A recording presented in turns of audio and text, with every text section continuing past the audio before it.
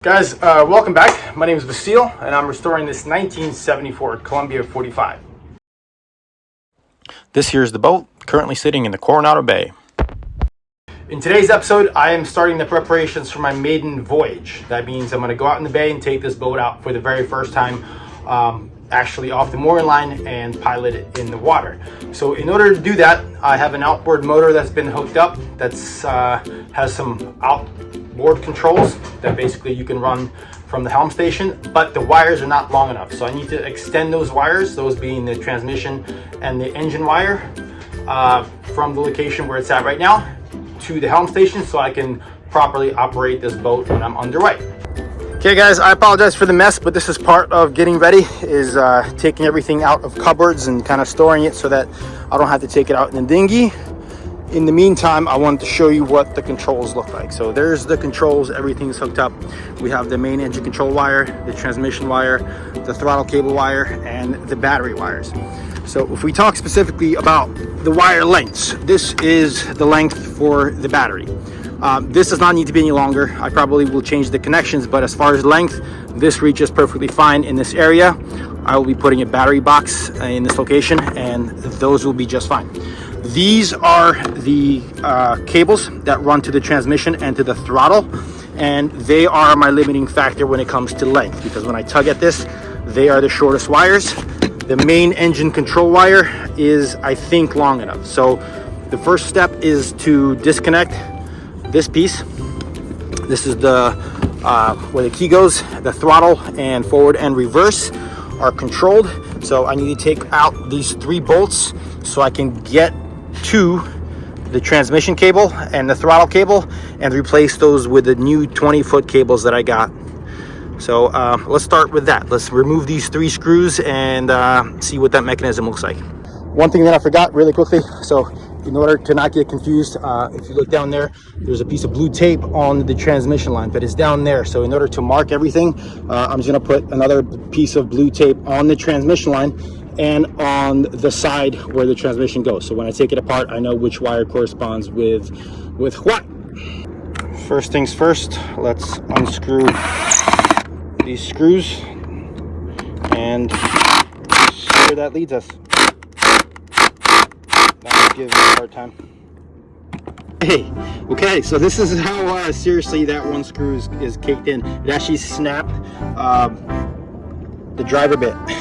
Holy crap. I don't know if I actually have a Phillips on board, but I think I have another attachment. I've managed to grab a different bit. I'm actually going to change the settings on this thing. This thing has multiple settings, 3 speeds and a drill setting. So I'm going to change this to the first setting. So the speed's going to go down, but I think I should have increased torque. So let's give that a try.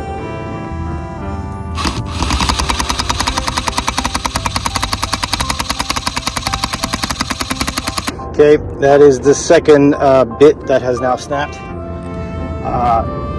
This thing is really caked in there. So I put some WD-40 in there that didn't seem to penetrate very deep because this bolt seems to be tightened down very strongly. But I imagine this thing is going to start to come loose slowly, or it's just going to snap.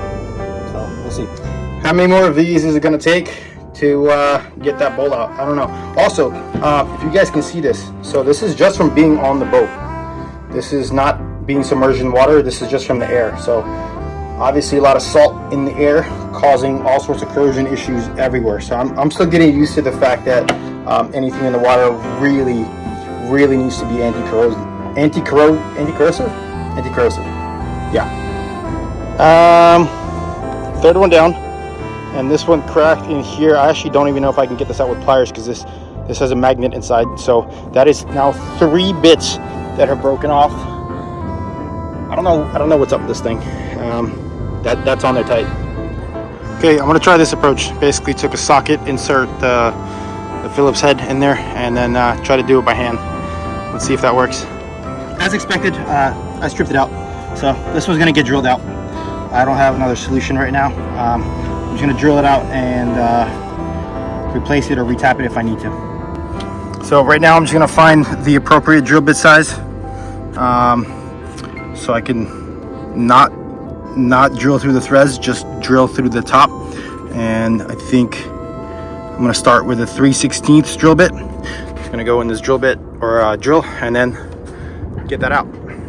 Okay, end cap is drilled out, so now I can take that apart once I get this stupid piece off my drill bit.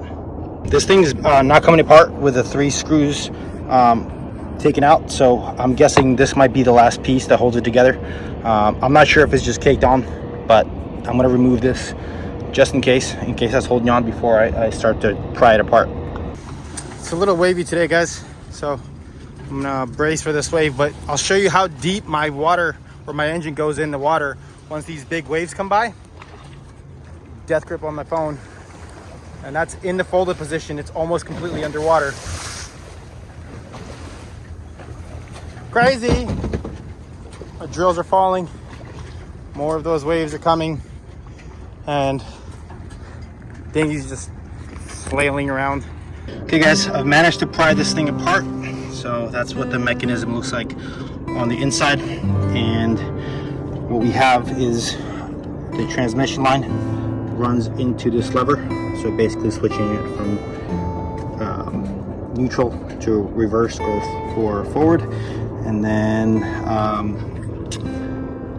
the throttle cable runs to this end. So I'll have to remove these 2 Phillips screws and then change the cables out. So in this case, it looks like this pin probably just comes out and the cable gets loose, and there is the screw that would not come out. So I drilled around it. I did not do the best job, but that was the jam point. So let's just take these pins out and take these screws out and change the cables.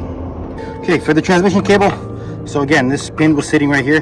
It was just an easy pry with a screwdriver to get that out, and then this cable is secured by this plastic piece. This is the retainer for this.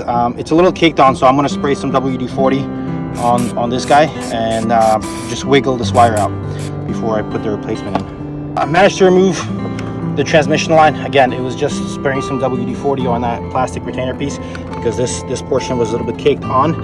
And now that it's removed, it's time to install the new wire. So these guys are 20-foot control cables for a Johnson Evinrude engine. I got these off of Wholesale Marine.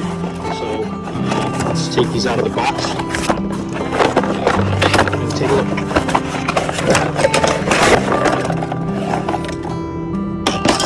So this is how they come, all coiled up. That's the portion that's going to attach to the motor, and here is the piece that's going to be replacing that portion inside of the control unit. So I'm going to attach this back inside of the control unit and then hang that wire off the back and just wait until I get the throttle cable done before I go ahead and run the entire control system next to the steering wheel in the helm station. Once the cable is in, so you put this plastic piece in, I'm going to hit it with a hammer in a second just to make sure it's fully leveled.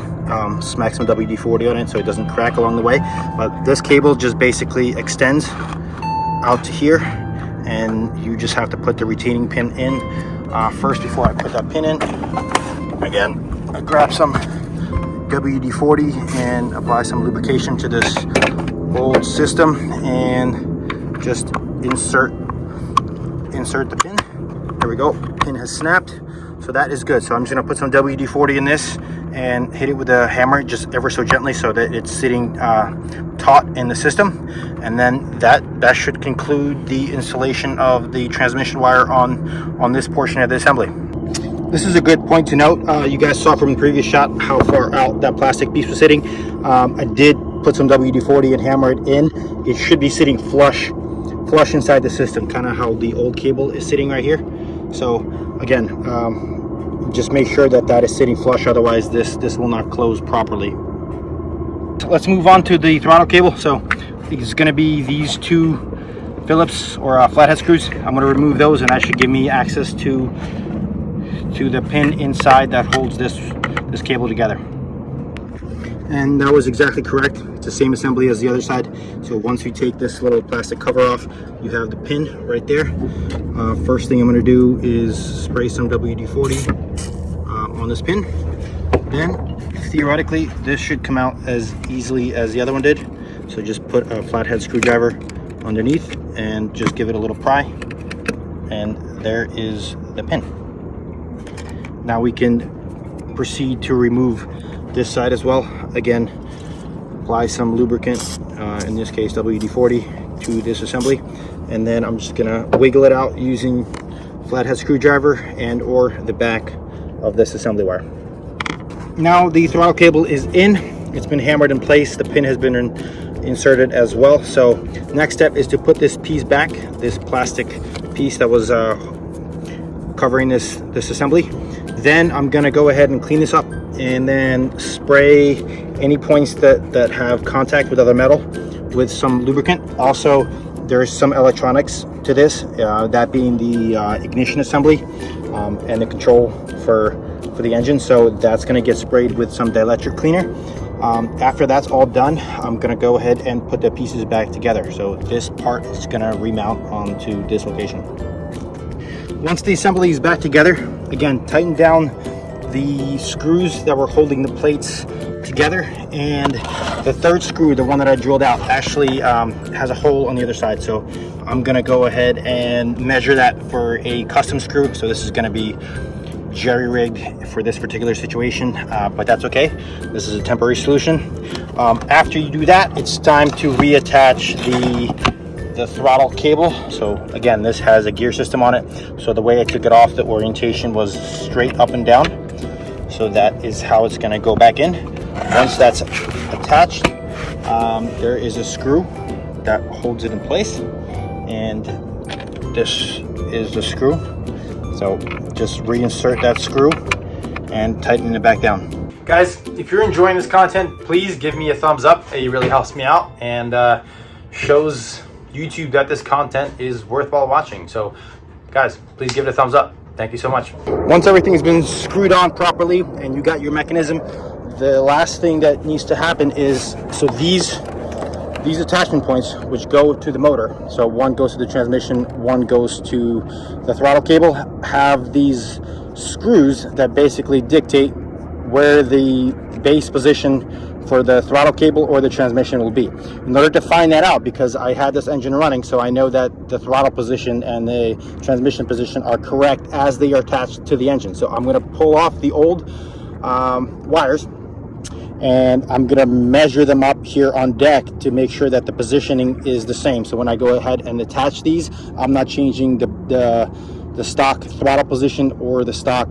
transmission position on those cables. Okay guys, so I pulled off the wires off the engine, and again, if you want to know how to attach those wires, please refer to one of my previous videos. I showed that in depth when I went ahead and installed the controls in this motor in the first place. But what I was specifically talking about when I was talking about the adjustment is, here is the throttle cable that came off that engine. So the length of this screw from the baseline is going to determine your idle RPM. So obviously, if you change this length, it will either shorten or lengthen this wire. So this is your idle RPM adjustment, or your idle adjustment. So I'm going to match this length of the screw to what came out of the box. So I want these guys to match so that my idle speed for the motor when it's just running is the same as it used to be. So it's just going to be measuring this, and setting this to the same length, then attaching the wires. And again, one more important thing not to forget is that the throttle cable came with a lock latch. So this lock latch will have to be transferred from this cable to this cable, because the new ones did not come with lock latches. So very important. So when you're running the cables, so I have the controller up there, make sure that before you attach them to the engine, they're clear of your path. So they're clear of this rope right here, and they're following in the direction that I want them to go. So they have to clear this wire as well. So I gotta have to make sure that when I thread these down, I don't have any interference with any of the wiring that I want to do. And I'm just going to place them on the corresponding side. So the transmission cable, I already threaded through the hole, but the throttle cable does not have such a luxury. So I'm just going to leave it on this side so I know that this is the throttle cable. But again, make sure that all of your wires are running properly and not interfering with everything. I actually have to feed this back through again because my main control wire is on the wrong side of this rigging. So I'm gonna feed everything back through to make sure that I'm on the correct end. Guys, I've attached the wires, the cables to the engine. They are properly running, and I actually have a lot of slack. So these wires I got just to be safe in 20-foot lengths. That way I have enough room to run this control over here, which is right next to the steering wheel. The other thing I have to do before I attach this is to make sure my maximum length for this point by lowering the engine. That's another reason I wanted slack. So right now the engine is in its utmost position on the bracket. Once the bracket goes down, naturally these wires are going to get pulled towards the engine because it's traveling. So I'm going to lower the engine and find out what my max run for the cables is before I attach this controller setup. At this point I lowered the motor and found out where my position is and drilled these 2 holes. So now it's just going to be inserting the 2 screws that I got through these holes. I got machine screws because I think I should be able to reach underneath of here with my hand to hold the bolt or the nut and attach this. So let's do that. This part I'm actually gonna put on gloves because I was reaching in this little underneath hole here, and I've seen black widows in there before, so I'm not trying to get bit. I know the likelihood is not very high that there's one there, but I'm just gonna put on gloves. There it is, all attached. These are gonna get zip tied in a second, but let's take a look over here. So this is right next to the steering wheel, so I can easily reach over while I'm operating the boat and either shift into forward or reverse as needed. And this is going to be a good setup for when I take this boat out in the water. All right, guys, so looks like this portion is complete. I zip tied the cables together, so it's nice and clean going to the back to the motor. And now I have a way to operate the engine from here. So guys, thank you so much for watching, and hopefully we're taking that maiden voyage soon. That was my solar panel crashing.